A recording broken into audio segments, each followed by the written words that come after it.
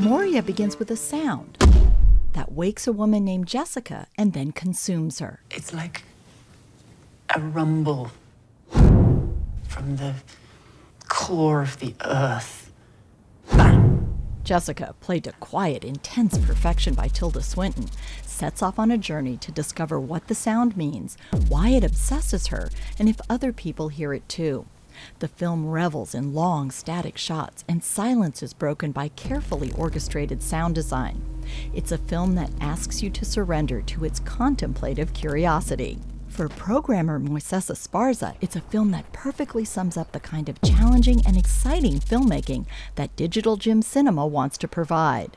I'm all about just looking for cinema that I think will not only speak to cinephiles, but also to the San Diego community at large.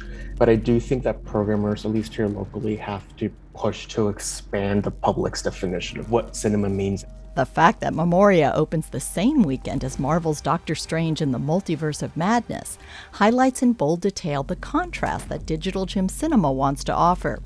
It's not that one type of film is better than another, but rather that filmgoers deserve diversity and choice.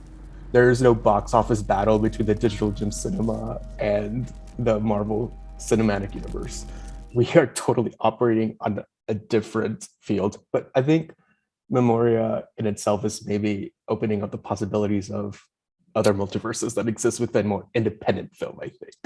Definitely boundary pushing, definitely a film that's contemplative and that is really, a gift to people who love like deciphering cinema and who love thinking about it afterwards. So push your boundaries and your definition of film by stepping into the new digital gym cinema at Park and Market and experiencing Memoria. And speaking of Doctor Strange, Marvel is everywhere at the moment.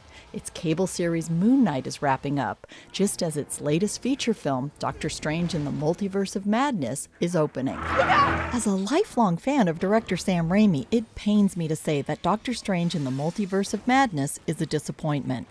Raimi helped usher in the current wave of superhero films with Spider-Man in 2002, but here he's burdened with a complicated but not clever script. What do you know about the multiverse? Answering that question requires a lot of exposition and a numbing amount of computer-generated eye candy.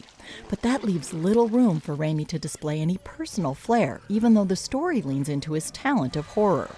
Elizabeth Olsen's Scarlet Witch is the only character of interest.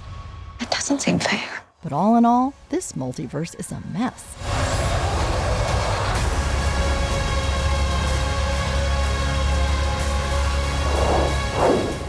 Thanks for watching the video. I'm Beth Accomando, your resident cinema junkie. And if you want to find out more of what Cinema Junkie recommends, then hit the like and subscribe button. And thanks.